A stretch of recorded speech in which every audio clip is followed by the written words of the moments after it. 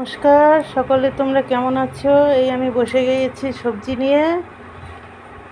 এই কটা ডাঁটা বাড়িতেই হয়েছিল, কালকে তুলে রেখেছি, কিন্তু রোগা রোগা না, শুকিয়ে গেছে, খুব গরম তো। আর যে একটা আছে, আর এই যে পুঁই শাকের তরকারি বানাবো। পুঁই শাক কিনে এনেছে, সবজিতে কোয়াশ দেবো, আলু দেবো, আর আলু দুটো আলু সেদ্ধ দেবো। আর এই বাড়ির পেঁপেগুলো আমাদের গাছে, এই পেঁপেগুলো আমাদের বাড়ির গাছে। এই একটা পেকেছে, আর এগুলো সব গুঁড়ি গুঁড়ি একটু একটু রঙ হয়েছে, সবজি বানিয়ে খেয়ে নেব। আর এই একটা একটু বড়, কিন্তু কাঁচা হবে, এটা পাকা একটাই। এই অনেকগুলো আছে, সব ছেড়েছে, দেখেছো? এগুলো সবই এই পাকা পেঁপেটা উপরে ছিল, এগুলো সব নিচে ছিল, কিন্তু নিচে থাকলে কী হবে, কিন্তু এগুলো বড় হয়নি। কেটে সবজি করে নেব।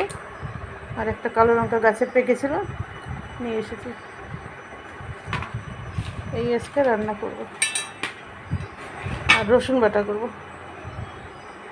রসুন বাটা, পুঁই শাকের চচ্চড়ি, আলু সেদ্ধ, পাকা পেঁপেটা কেটে খাবার, এগুলোতে সবজি বানাবো।